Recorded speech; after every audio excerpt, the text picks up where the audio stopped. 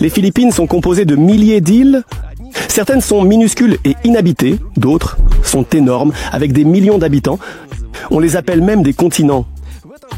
Dans cet épisode, je vais m'échapper de la folle capitale des Philippines et d'abord, je vais prendre la route, puis je vais naviguer vers une autre île. Je suis arrivé aux Philippines, c'était pour moi, c'est le paradis, l'endroit où l'on a envie de vivre. Les nombreux dangers sur l'île guettent aussi à chaque coin de rue. Peut-être qu'il y a un requin qui devient un peu fou et attaque. Eh ben, ça arrive. Les noix de coco qui tombent et les blessent plus que les requins. L'éruption volcanique a eu lieu avant la pandémie et ça a éclaté, on a eu une vraie grippe ici nucléaire. Aux Philippines, pas cher, mais pour les Blancs, il y a des prix spéciaux. Une bouteille de Banjin coûte 180 pesos. 1 litre, avec 200 roubles, on peut se régaler en groupe. Pendant que je vole vers les Philippines, abonne-toi à ma chaîne YouTube et à mon Instagram. Partout, C'est parti!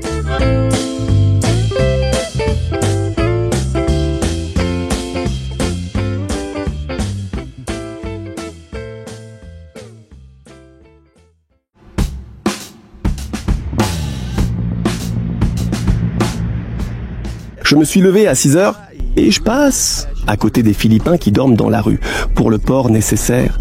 Ça prend 2 heures et tout ce temps à la fenêtre, on voit les quartiers pauvres des villes philippines, les rizières et les villages de pêcheurs. Malgré la pauvreté des Philippines, dans certains endroits, la route ressemble à une belle autoroute. Mais le style de conduite reste typiquement philippin.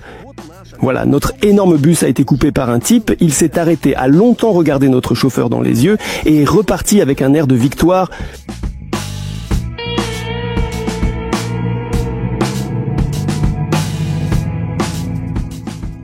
Ici, la police nous a déjà arrêtés et un agent a pris des photos du bus sous tous les angles. J'ai été encore plus surpris quand les voisins dans le bus lisaient les nouvelles en russe et ont mis Comedy Club. Le port est situé dans la ville de Batangas. Alors, comment c'est en ville? Dans un énorme village philippin avec des cabanes délabrées et des montagnes de déchets et de bazar. Dans les transports, il n'y a que des mutants comme les tricycles et les jeepneys, et à notre arrivée au port, des aides, ou plutôt des arnaqueurs, se jettent sur les bagages des passagers et demandent ensuite 2 $ pour leur aide. Un autre type d'escroquerie, c'est de vendre des billets de ferry à 2 fois le prix qu'ils coûtent au guichet.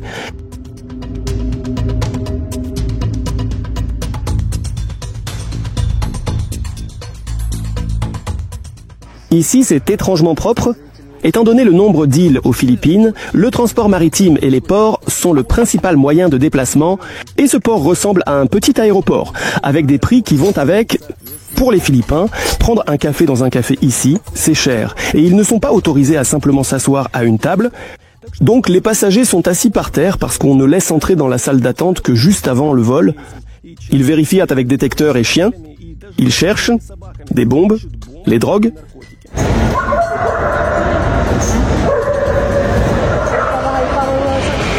Il y a un avertissement contre les blagues sur une bombe. Il y a eu des cas. Ce système de sécurité m'étonne. Il y a un nombre énorme d'employés partout. Et partout, il dresse des listes de personnes. Je suis en train d'écrire mon nom et prénom, mais pas de vérification passeport. Donc, on peut inventer. Écris le nom de ton voisin, de ton chat, de qui tu veux, et ils ne comprendront même pas que c'était ça.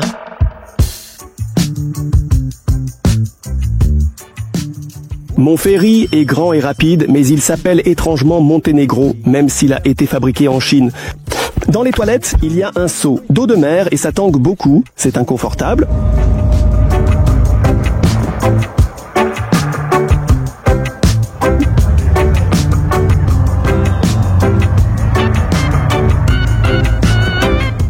Pour ne pas mourir avant d'arriver sur l'île à cause des climatiseurs fous dans le salon du ferry, je reste surtout sur le pont, d'autant plus qu'en s'approchant de l'île, on commence à voir des plages, des rochers et d'autres beautés.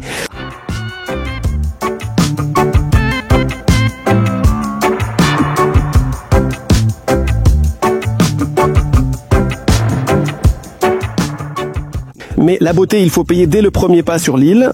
Je paye la première taxe, juste pour être arrivé. Ici, ils demandent une réservation d'hôtel confirmée. On dirait qu'ils ne lézardent pas entrer avec une tente. Hi sir, hotel booking confirmation.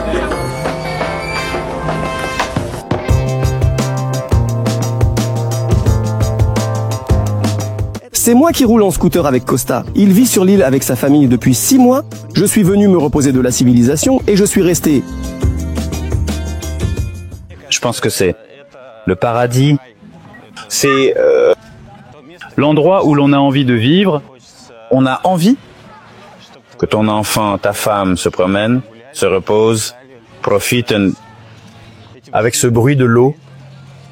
Le soleil donne des noms à la vie ici, mais il peut devenir ennuyeux dans le coin. Je ne le nie pas. Peut-être qu'il est important de changer de lieu dans le monde moderne à chaque période. De ma vie, des jours de semaine en enfer et des week-ends, eh bien quand même... C'est plus, ça ressemble à la réalité. Moi, bien sûr, j'ai juste envie de m'allonger et de me reposer.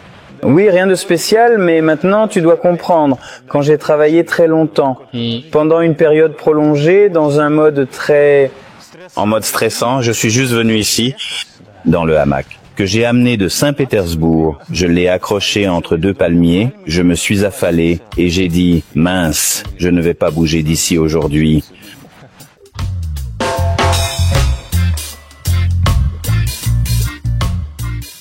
Les gars vivent dans un petit village et la seule ville à proximité est Puerto Galera. Et lui, le seul feu de circulation dans toute la région, un magasin plus ou moins grand, il n'y en a aussi qu'un seul. On n'en a pas besoin, car tout, y compris les vêtements, se vend dans la rue. Beaucoup de maisons sont vertes. Par dehors ville, nous entrons dans un petit café avec vue sur la baie où apparemment 2 yachts ont récemment coulé. Les voilà, ils sont allongés sur le côté. Dans le café, il y a des Philippins souriants qui ont du mal à prononcer nos noms. Après, c'est difficile pour eux. Constantin, ils entendent Constantin, mais pour une raison quelconque. Et très souvent, ils pensent que je suis espagnol.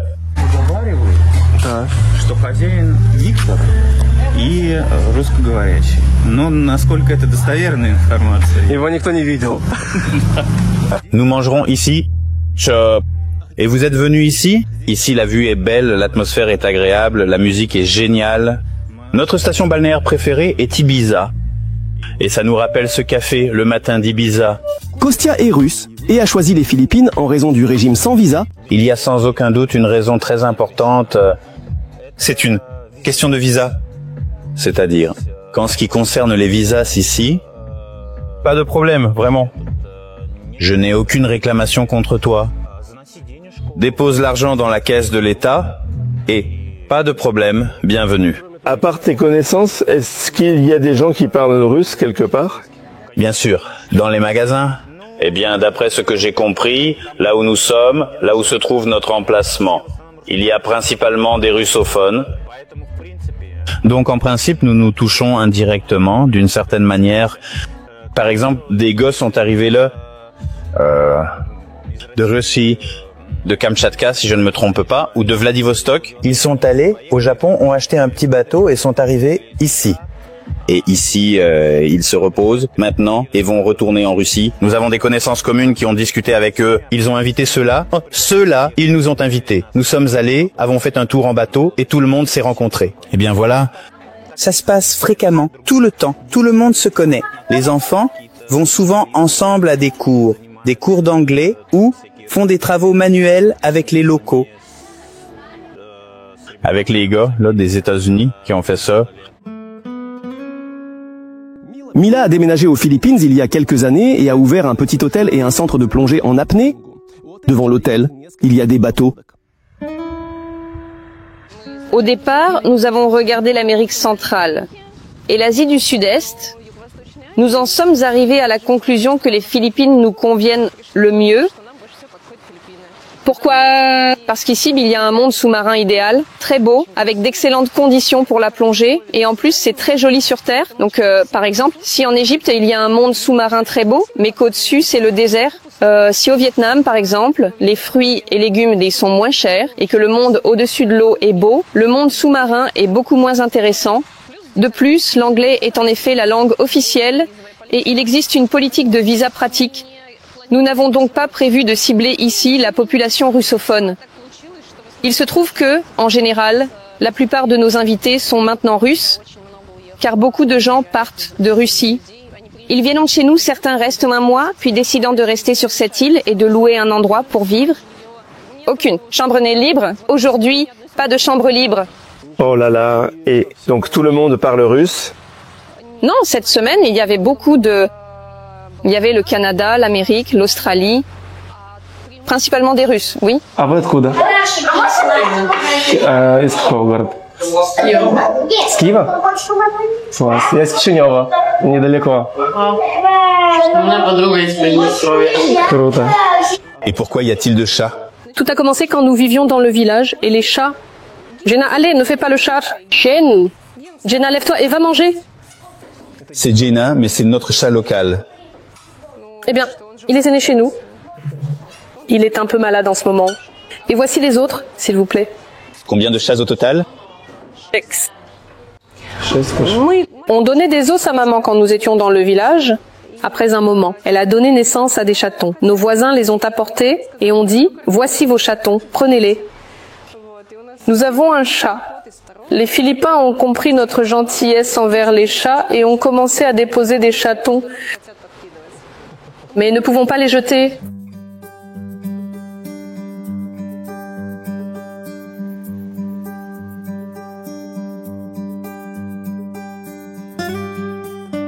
L'atmosphère dans la chambre est balnéaire.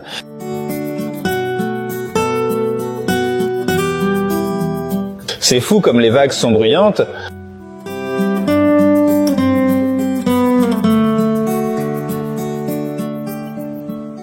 Tu marches simplement sur la plage et tu trouves des noix de coco par terre. C'est comme nos pommes, quelque part dans le jardin à l'automne.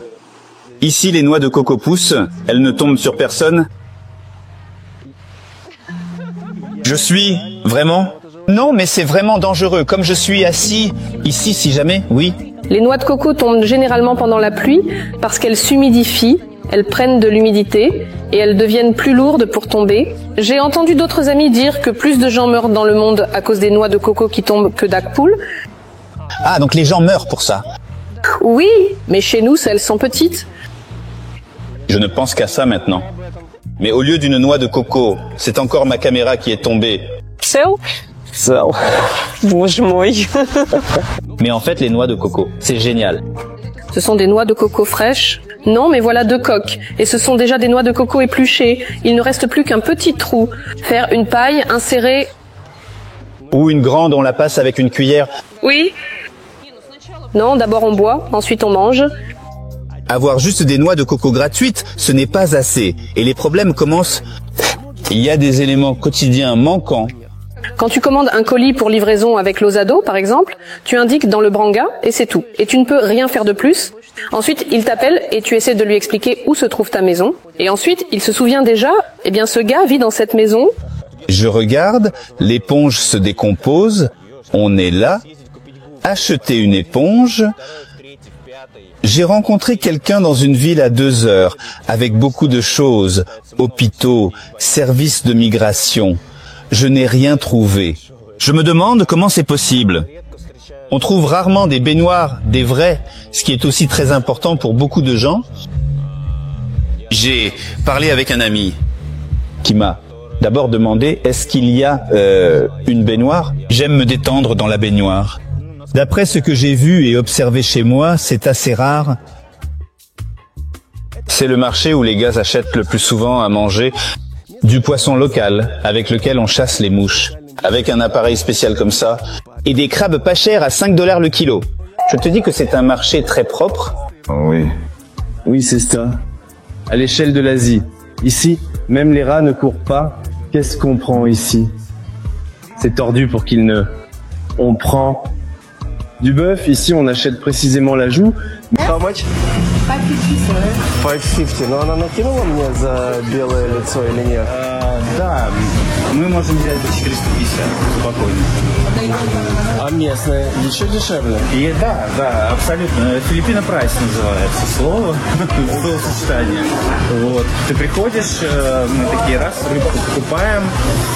Точнее, перед нами рыбку покупают, тунец, раз ему по 150 отдали. Мы такие подходим, нам 300. Я такой, брат, что случилось? Он такой, sorry, this is Philippine price. То есть он так напрямую, да? Типа, я тебе не продам, ты же белый, ну ты же можешь заплатить. Dans les visages des visiteurs, les vendeurs fixent les prix à la volée. Il y avait des expressos, 60 chansons dans le café. Nous arrivons dans 3 jours, 120. Ну, типа, вчера же было там 60. А, ну хорошо, 60. Ну, типа, ну ок. Ну, то есть, как-то так принято. Eh bien, c'est normal, c'est une situation, disons, en quelque sorte normale. Il y a-t-il une astuce pour obtenir des prix locaux, éviter la majoration? Si tu ne connais pas cette personne, tes chances sont proches de 0. Visage blanc. Si tu ne connais pas cette personne, alors tes chances sont proches de 0.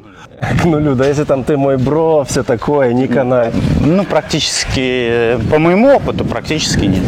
À part aller au marché et faire de la plongée, peu à faire dans le village, Ma femme, ma chérie, elle s'est bien sûr ennuyée à un moment donné, certainement. Je viens juste de commencer à m'en remettre de ce processus de travail. Les 5 dernières années, j'étais vraiment en mode choc. Je viens juste de commencer à me remettre. Ça me plaît. Donc, nous étions à Manille récemment, nous y avons vécu plus d'1 semaine, et je dis déjà à ma femme, j'ai envie de retourner dans le village. Ma femme s'est ennuyée, mais elle a trouvé ses moments. Ma femme a commencé à pratiquer différentes activités. Elle s'est mise à faire des pratiques de respiration et du yoga.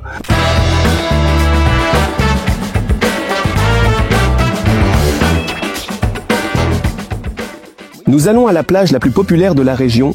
Des oies paissent près de la route. Au marché, les vendeurs attendent les étrangers avec leurs enfants. Quels touristes viennent ici? Ce sont des Philippins ou quoi? Oui, tout est en fait vrai. Ici, nous avons assisté à un concours de beauté philippin. Enfin, c'était organisé dans un café. Ici, c'est un petit quartier coréen, je l'appelle comme ça, parce qu'il y a surtout des Coréens qui vivent ici et ils viennent ici en tant que touristes en groupe. Eh bien, sur la promenade, il y a une foule énorme. Tout le monde se détend, boit et mange. Les Coréens dominent. C'était plus amusant ici avant, mais les cafés ont fermé et peu de touristes viennent ici.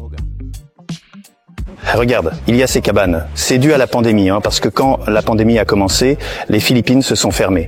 Et nous avons eu des restrictions. Et il y a eu une forte récession économique ici. J'ai discuté avec des gens, j'ai parlé, c'est-à-dire que, eh bien, rien ne fonctionnait, tout était à l'arrêt.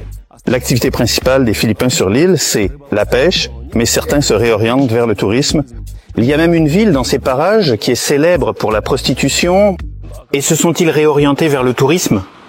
Famille travaille à l'hôtel, l'autre pêche. Et une partie se trouve dans cette ville de prostituées. À Erta Galera, il y a 2 lieux touristiques. White Beach, où se trouvent les plages. Et le deuxième, c'est Sabang, où il y a beaucoup de centres de plongée et de bars. Il y a même des clubs de nuit. Nous avons vécu là-bas le premier mois, pas loin, dans un village voisin. Mais ça ne nous a pas trop plu. C'est-à-dire que là-bas, c'est beau et agréable. C'était là-bas, mais ce n'est pas fait pour nous. J'ai ensuite appris la méthode de la prostitution aux Philippines.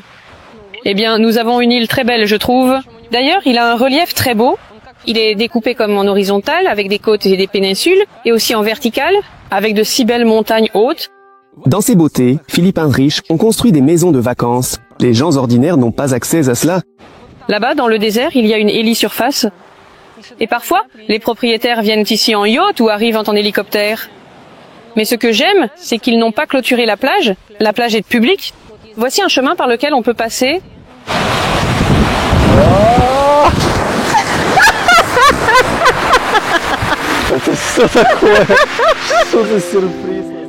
C'est comme ça que nous traversons une rivière de montagne qui se jette dans la mer, où la première famille rencontrée était russophone. Fedia est venu ici avec ses parents, il étudie la géographie et rêve de voyager. Dans quel pays veux-tu aller exactement parmi toute cette liste? Вот здесь, ой, в Аргентине. Ты хочешь побывать в Аргентине больше всего? А почему? Что ты знаешь про нее? Ну там красиво, там хороший воздух, водопадов много, очень. Le gars étudie en ligne et a déjà rencontré d'autres amis russophones. Ici. Tu étudies à l'école? Non, exactement. Oui, on me donne des devoirs. J'ai étudié mes devoirs. Qui sont tes amis?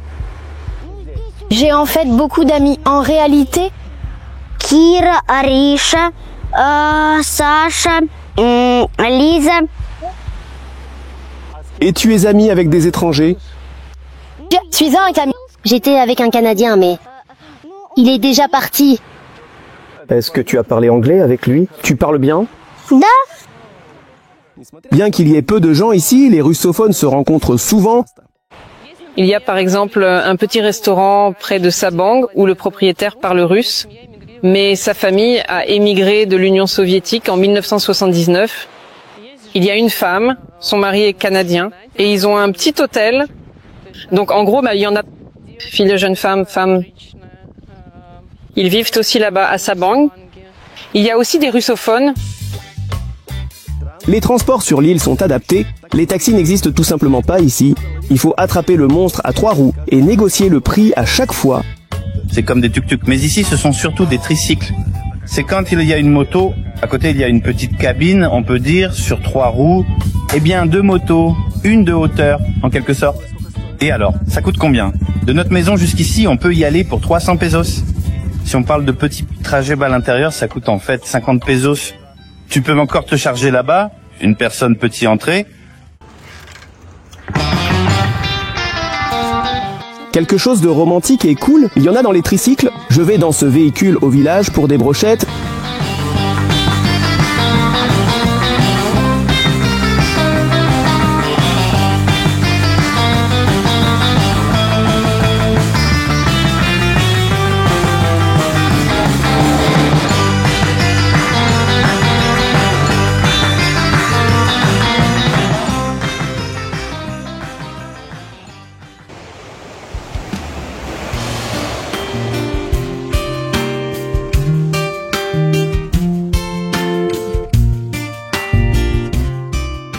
Le soir, c'est amusant chez Kosti. Tous les voisins russophones se retrouvent dans sa véranda. C'est par exemple Vitalik de Kazan. Nous, on commence à déguster. Nous avons une salade tiède avec des aubergines aux Philippines. C'est des pois germés, des pois crasés. Ah, purée.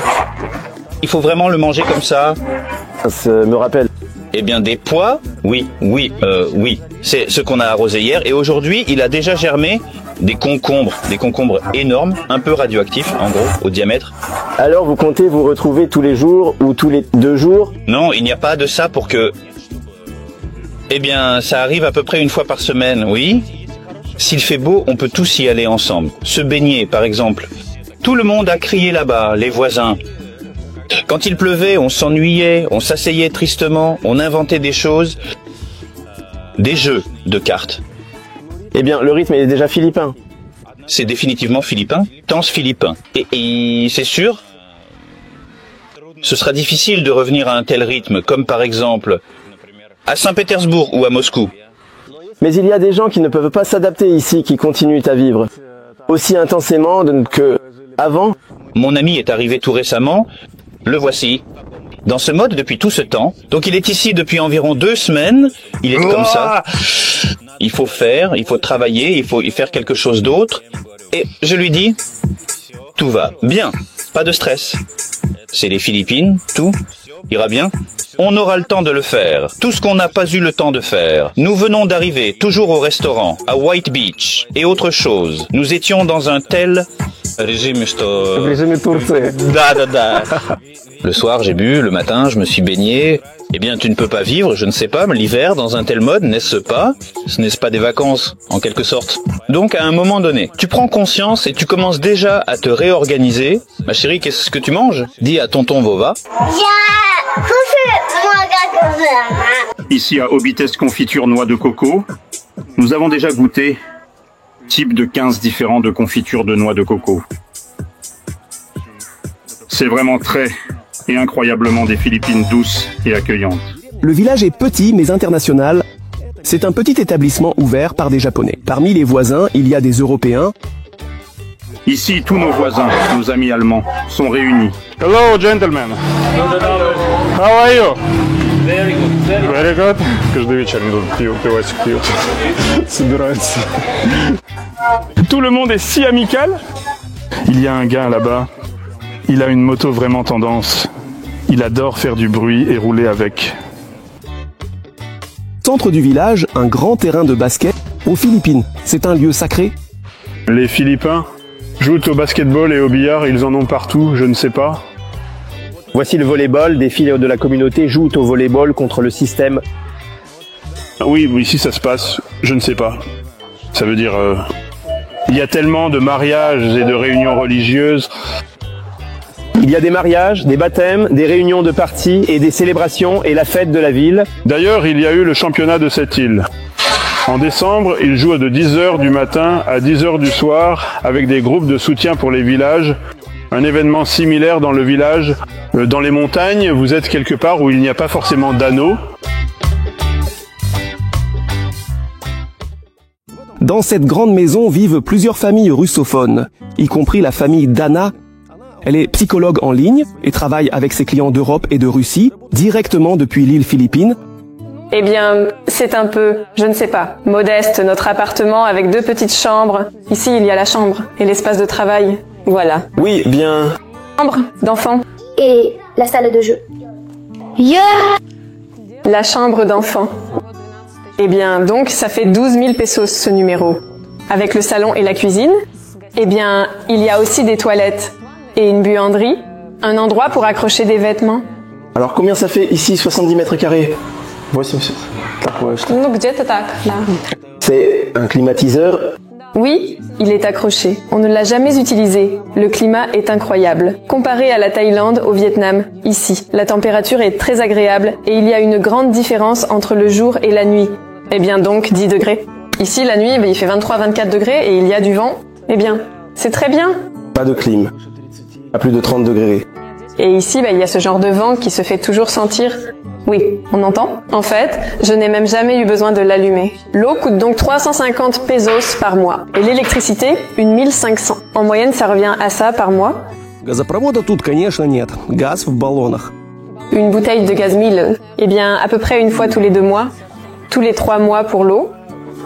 Dans le réseau d'eau, quelle est sa qualité? Comme disent les locaux, il vaut mieux ne pas boire de l'eau bouillie. Поэтому вот такие вот бутылки, они всем развозят по 40 песо по 35 вот за баллон. Ah, donc ils élèvent vraiment ici le service. Refuse les pesos. Et ici, 5 vont arriver. Elle est déjà à la maison. Ici, ce n'est pas cher, mais sur l'île, tu ne peux pas vraiment t'acheter grand-chose. Многое везли с собой. А где игрушки твои? А, есть все-таки. Это вы что, чемоданами везли или тут покупали? Да, и так, и так. Transporter livre-valise, c'est inachetable, vraiment. Это самое ценное. Гречка и книги. Да, гречка. On souffre de ne pas avoir sarrasin. Si on ne peut pas trouver... Je crois que la confiture de noix de coco compense ça. Les fruits ici compensent tous les petits inconvénients du quotidien. Le plus précieux de tous les fruits tropicaux, c'est la mangue. Nous avons de la glace. C'est fini. Ganskoyenes. Oui. À base de mangue, de banane et de lait de coco. Ce sont des choses essentielles dans un pays asiatique. Это купить блендер и формочки для мороженого. Вы этим занимаетесь активно, да? Nous ne voulions pas, on resterait si longtemps. Et nous ne voulions pas dépenser d'argent au début. Mais après 2 semaines, ça valait le coup. Banane, lait de coco et mangue fraîchement. Кокосовое молоко и чиа. Ce que ça coûte à Moscou, je ne sais pas, peut-être environ 300 roubles pour un petit verre, ou peut-être même un peu plus ici. Eh bien, un tel paquet, c'est 100 pesos. Oui, un grand paquet de lait. 60 песо. Paquet délicieux 7. Oui, vaut mieux acheter Sochi que 2 choses. Salade est plus amusante. Вы его наморозили так, он даже не тыкается. Le cinnamon glacé, bien sûr, ça brûle.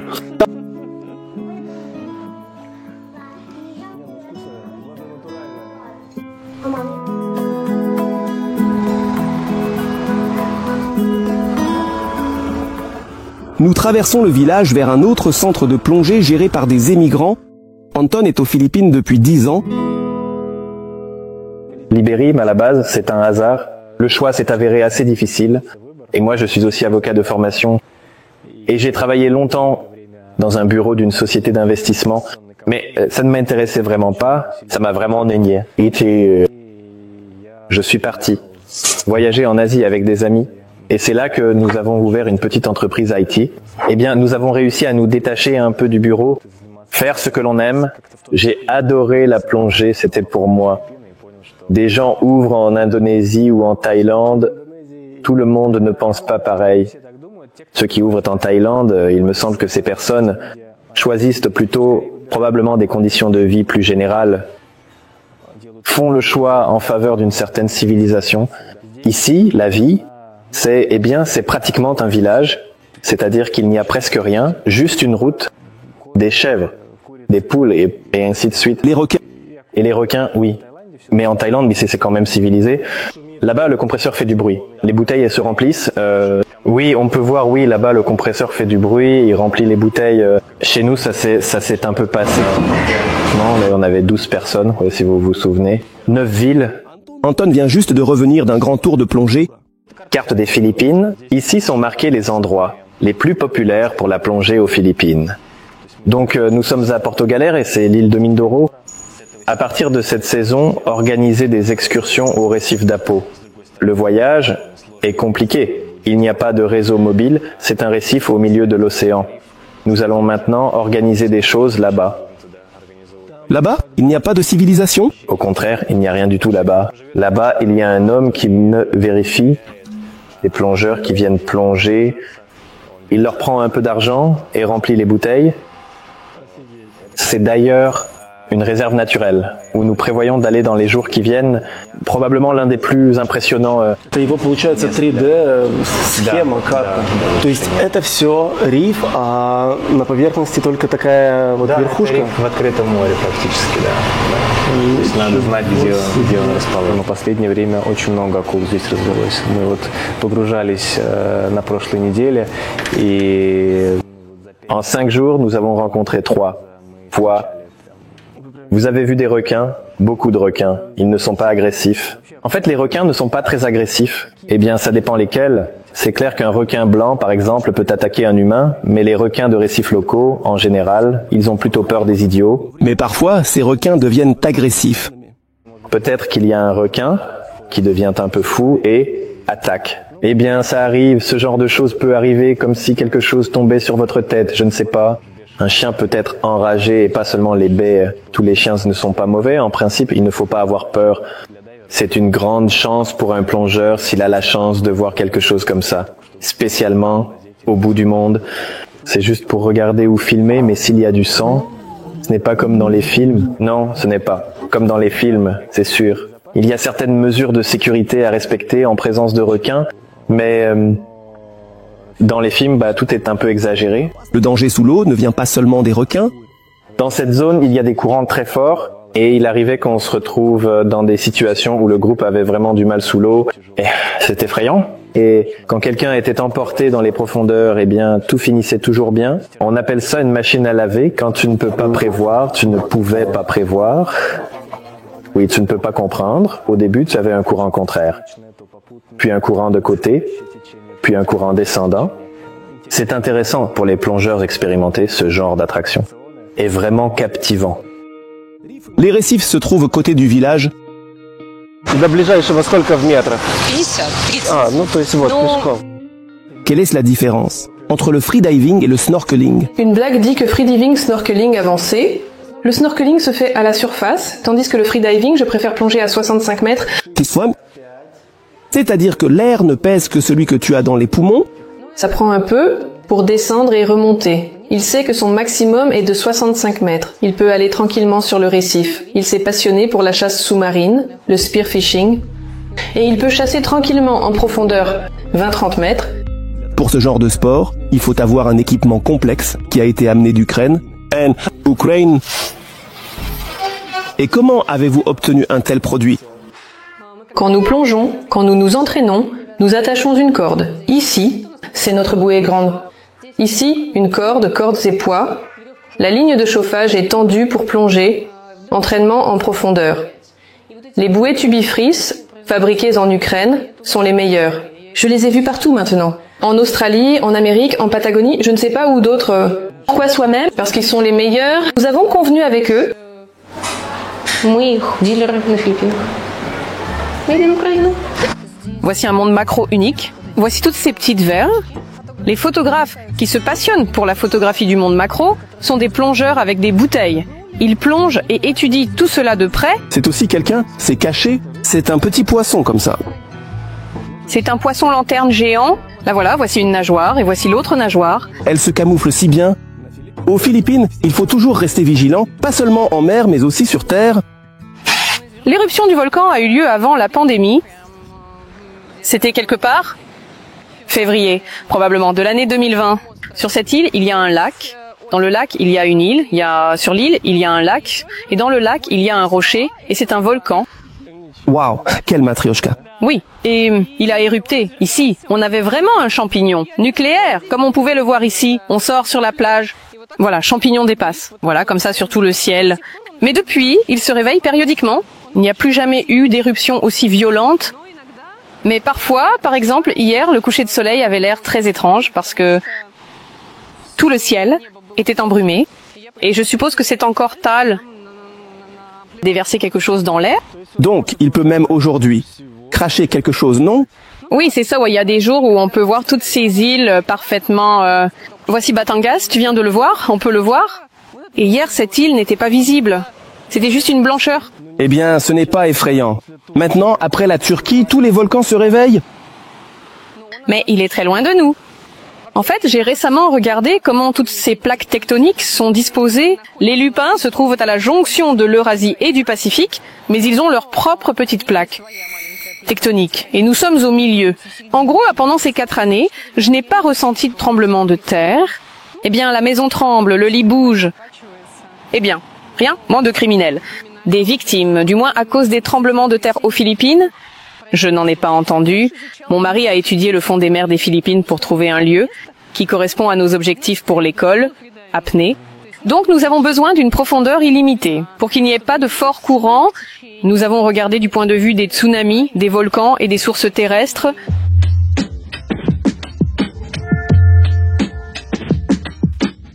De ce voyage aux Philippines, j'ai ramené plusieurs numéros et plein de photos. Des photos pour Instagram. Les plus cool sont épinglés là-bas dans les actualités. Abonne-toi, j'y suis aussi. Vova Karmanov. Même sans quitter le village, il n'est pas difficile de devenir le chef d'une corporation aux Philippines. Ici, on appelle n'importe quelle entreprise, même petite, une corporation. Au début, je pensais, waouh, tout le monde a des corporations. Mais c'est juste un nom. Les étrangers ne peuvent posséder que 40%. C'est comme ça aux Philippines. Un étranger ne peut pas posséder de terrain ou, par exemple, on peut acheter un appartement. Mais dans un immeuble collectif, un étranger ne peut posséder plus de 40% des appartements. La majeure partie de l'entreprise que Mila et son mari gèrent eux-mêmes est également enregistrée pour les Philippins. Il n'y a pas de situation où il arrive et dit « Je suis ici, en quelque sorte le patron, j'ai 60%. » Voilà pourquoi nous avons 3 personnes avec 2. Eh bien, ils peuvent s'unir. Je m'inquiéterais. Eh bien, on peut s'inquiéter, mais pourquoi? Je connais beaucoup d'histoires où, par exemple, un étranger épouse une Philippine et ouvre une entreprise à son nom, parce que c'est la solution la plus simple. Et puis, après un certain temps, elle lui prend son entreprise parce qu'ils se séparent. Chaque année, nous obtenons des permis.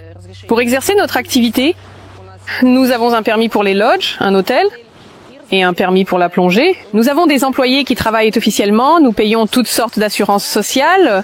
C'est beaucoup. Eh ben, je dirais que non, même si parfois c'est perceptible.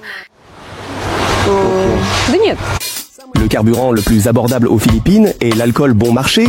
L'alcool ici est vraiment abordable. Une bouteille de gin coûte 180 pesos. 1 litre. Avec 200 pesos, on peut se saouler en groupe. L'addition moyenne pour un plat est probablement d'environ 300 pesos. Un cocktail moyen coûte aussi environ 200-300 pesos. Eh bien, c'est plutôt cher selon les standards philippins. Là, on parle de restaurants, on parle d'établissements où l'on boit. Si nous sortons maintenant sur la route, où il y a des endroits plus ou moins... en aucun cas inférieur en goût aux endroits, la facture moyenne y sera de 100 pesos. Parce qu'il était attiré à proximité, le prix était plus élevé que la moyenne de l'argent.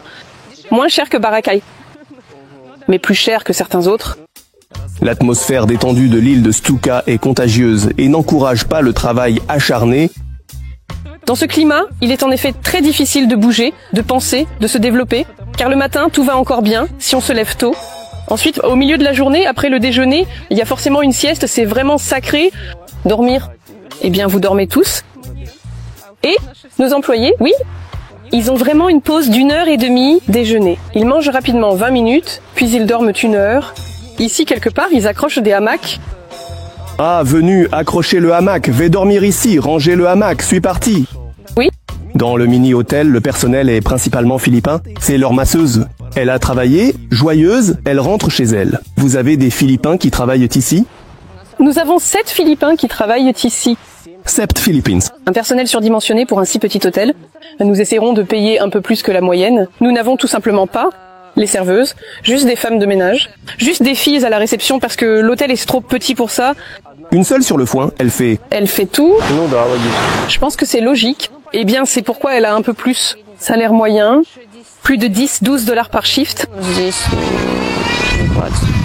Nos filles employées préparent nourriture philippine ordinaire. On peut prendre petit déjeuner, déjeuner et dîner. Nous n'avons pas une grande variété, mais elles font de la bonne nourriture. Elles savent des pelmeni. Même moi, je sais bien parler. J'ai essayé d'apprendre à faire des pelmeni. Pour le pizza, mange au riz, même la glace. Ce riz, c'est aussi elles qui l'ont préparé. Avant de manger, ils se couvrent de sauce. Laquelle? Azuré. Pour le nouvel an, nous avions des invités russes. Nous avons fait du hareng sous un manteau de fourrure avec du sashimi de thon, car il n'y a pas de hareng.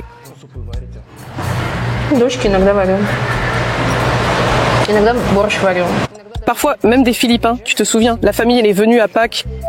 Ils demandaient de la cuisine russe, je cuisinerai pour un prix élevé, parce que c'est la maîtresse de maison elle-même. Combien coûtait l'assiette? Eh bien, 250 pesos. Il y a des Philippins travaillant chez Anton. C'est notre employé qui travaille depuis le tout premier jour de la création de notre centre de plongée. Il était dans une autre province, il est parti avec un de ses proches. J'ai dit que j'avais besoin de ce camarade en particulier. Il est très fiable et on peut toujours compter sur lui. Les Philippines ont longtemps été une colonie espagnole. Contrairement à l'Amérique latine, ici peu de gens parlent espagnol. Mais de nombreux noms et appellations de villes sont restés des Espagnols. En gros, ils ont tous les noms Afghanistan. Garcia, voici notre Garcia. Annalyn Garcia. Это кто, ваш Наш лендлорд. Mais elle est philippine. Elle est philippine, oui, mais ils ont tous, en fait, des noms espagnols. Eh bien, Costia va certainement chez le dentiste philippin sur l'île. Dastom nous a présenté ici. De la fille a ouvert son propre cabinet dentaire, on y allait ensemble, elle montrait tout ça. À l'intérieur, tout est fait à l'européenne, c'est vraiment super. C'est vraiment sympa de discuter avec elle. Et moi, on écoute de la musique russe ensemble, c'est-à-dire que chaque fois que je viens, je lui fais découvrir de nouvelles choses, parce qu'elle adore chanter. Elle aime bien Zveri, elle aime Miyagi, et Endspiel, non? Oui, Endspiel, Korolichet, ça s'appelle Arctic. Et Arctic, c'est aussi Arctic, mon coach, et Arctic. Je l'ai mis, elle a aimé, j'ai fait une vidéo sur elle, je lui ai montré. Elle a vu qu'il y avait plusieurs milliers de vues, je faisais 2 dents, elle a dit, il te faut une seule dent. Gratuitement, comme au marché dans les hôpitaux philippins, on regarde les blancs comme des portefeuilles. Nous sommes allés à Manille. Nous avons dépensé beaucoup d'argent, c'est-à-dire constamment, des investissements, des prix. Mais le moment le plus horrible, c'était que nous, là-bas, un jour à l'hôpital, on arrive, on fait quelque chose, on donne de l'argent, beaucoup d'argent, on donne 2e jour, 3e jour. Déjà quand le danger pour la vie était passé, déjà, certaines neurones ont commencé à fonctionner, quelque chose de plus adéquat. Et ils sont arrivés. Là, il faut faire une échographie. Ils disent 7000 pesos, c'est presque 10 000 roubles. Là, montrez-moi le prix officiel. S'il vous plaît. ILS sont comme, on est allé ailleurs. Ils sont arrivés en disant 3700, mais les gars, on vient juste de payer 7 pendant 3 jours. C'était comme, eh bien, il y a eu une mini-opération, là, 35 000 pesos. D'accord? On a accepté, on est parti, on est revenu. 50 000, les gars, 35, ils m'ont déjà dit 50. Et probablement, il y en aura plus, mais... De toute façon, nous ne pourrons plus le faire pour vous. Vous pouvez simplement refuser, mais dans certaines situations, tu ne peux pas refuser. Après l'opération, ils disent, eh bien, il faut encore payer là-bas. Ok, donne-le nous. Veuillez nous détailler sur papier ce que nous payons, pour qui et pourquoi. Ils apportent un papier où il est juste écrit un prix et les services médicaux. Non, ça ne nous convient pas, écrivez-nous. C'est-à-dire qu'ils sont comme ça. Bon, très bien, vous avez payé 50 000 pour la mini-opération, vous n'avez pas besoin du reste. Et vous avez payé en espèces, c'est ça, en espèces? Oui. Une autre chose amusante est que vous devez acheter des médicaments. Ces médicaments ne sont disponibles que chez nous, à l'hôpital. On se dit, ok, on descend, on dit, s'ils nous donnent 5 ou 10 pilules, 3 ou 4 000 pesos. Nous sommes là, waouh. C'est quoi ces médicaments? Faisons une recherche sur Google. Eh bien, et les filles voient qu'elles sont debout et vendent à l'hôpital, ici dans ce kiosque, Antco. Attends une minute, je sors, il sort, il y a une pharmacie ordinaire au coin de la rue, vas-y, on sort, et c'est là. Eh bien, là-bas, c'est 1000 pesos, c'est-à-dire que là-bas, c'est 2 à 3 fois moins cher, c'est une expérience négative des Philippines. Autant j'adore et j'aime les Philippines, autant elles ont une empreinte indélébile sur moi. En général, les familles viennent sur l'île. Et tôt ou tard, il faut inscrire les enfants dans les écoles et les crèches locales. Maintenant, nous voulons inscrire notre enfant dans une crèche ici parce que les gars l'ont emmené à la crèche. Et apparemment, c'était bien, tout le monde a aimé. Mila a une fille qui s'amuse avec ses amis sur l'île. J'envie la façon dont l'enfance de nos enfants se déroule parce qu'ils passent leur journée entière. Ma fille étudie dans une école russe en ligne. Elle a des cours 3 jours par semaine, le soir, de 3 à 6 heures. Les autres jours, elle fait ses devoirs et tout le reste du temps, ils courent partout. Alors, ils construisent une cabane, puis ils font des têtes, du verre, ils s'amusent. La fille de Mila parle principalement avec des enfants russophones. Mais en parallèle, elle a commencé à parler anglais. Quand nous sommes arrivés ici, ma fille, elle ne parlait presque pas anglais. Et nous avons convenu avec une femme du village qui parle bien anglais. Elle est enseignante. Elle venait chez nous 2 jours par semaine pendant 2 heures. Elisa a commencé à parler en 1 mois et ensuite elle a beaucoup pratiqué. À l'hôtel par exemple, elle jouait à la réception avec la fille d'une employée. Elle parle uniquement en anglais, elle ne parle pas en tagalog. Et en 1 an, Lisa parle très couramment en anglais. Et l'année dernière, depuis environ mai, nous avons exclusivement des enfants russes. Donc notre anglais a commencé à décliner. Dans l'école locale où Mila a inscrit son enfant, l'enseignement s'est avéré trop facile. Par exemple, mon mari a dessiné des équations pour notre fille, des choses simples, comme, je ne sais pas, x plus 2 égale 8, à quoi est égal x? Nos employés philippins, en passant, ont fait des yeux comme ça et ont demandé « Dans quelle classe est Mila ?» Nous disons « En première ». Ils disent mais que chez nous, que ça se décide probablement seulement au lycée. Eh bien, c'est une école de village. Je suppose que c'est probablement à Manille. Différentes écoles. Et il existe des écoles internationales avancées. Niveau d'éducation, vivons dans un village. Peindre une banane en jaune. N'oubliez pas de vous laver le matin avec un seau. Quand la pandémie a commencé, les écoles locales ont fermé et ont distribué des impressions à domicile. Il suffisait de venir à l'école 1 fois par semaine, de rendre l'ancienne et de prendre la nouvelle. Et tout cela en tagalog parce que même si j'ai lu avant de venir aux Philippines que l'éducation en anglais se trouve soit dans les grandes villes, soit dans les écoles internationales, dans les villages, ils enseignent le tagalog à l'école primaire. Notre employé aidait Lisa à faire ses devoirs, je restais à côté, je regardais. Après avoir observé cela pendant quelques mois, j'ai décidé qu'il valait mieux qu'on aille dans une école russe, en ligne. La fille d'Ivan, Sacha, prend ici des cours particuliers. Voici Kelly, une jeune Philippine qui enseigne l'anglais aux enfants dans la zone commune de la maison d'hôtes. Vous allez maintenant en cours d'anglais, n'est-ce pas? Oui? Qui vous enseigne l'anglais? La fille s'appelle Kelly. Son père est européen, elle est philippine. Elle a une assez bonne connaissance de l'anglais. En ce moment, une séance coûte 150 pesos. Il n'y a probablement aucune infrastructure pour les enfants ici. Ici, en général, les mamans se retrouvent souvent confrontées au problème de ne pas savoir où mettre leur enfant. Il y a un collège privé ici où l'on peut emmener les enfants 3 heures par jour. À partir de 4 ans, je pense, nous y sommes allés 2 semaines. Un cours coûte 150 pesos.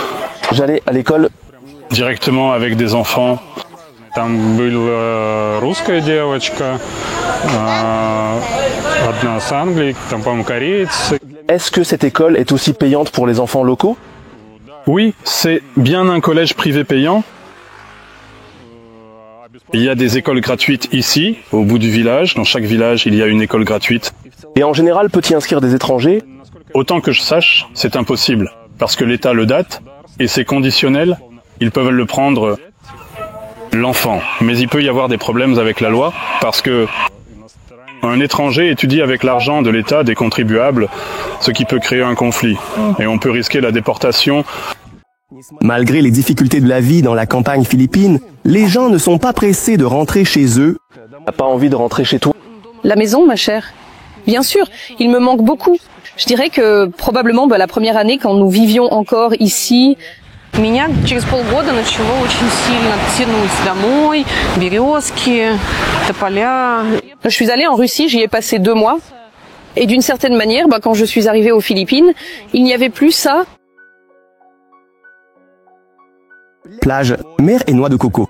Il s'avère qu'il est tout à fait possible de déménager et de vivre comme dans la publicité de Bounty et d'être heureux, même si en réalité il faut gérer plein de problèmes quotidiens.